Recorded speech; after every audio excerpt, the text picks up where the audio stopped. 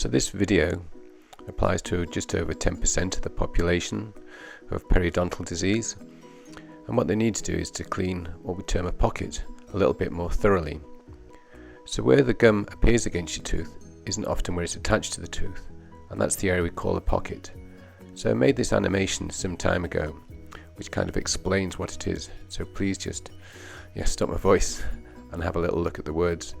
But basically what you need to do is to get under the gum margin and clean what we now call the biofilm, and clean that area out, because while it mentions the mouthwash probably doesn't work unless you actually put it there, and you have to do it with a brush.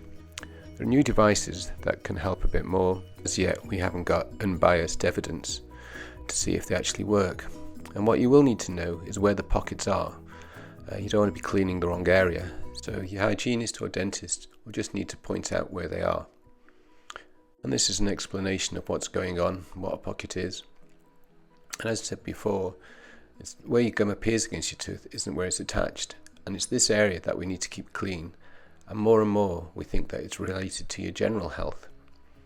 So what can happen is in some people they have a kind of an autoimmune response that makes the gum swell up a lot more than other people, and the bacteria change in this area from being aerobic to anaerobic.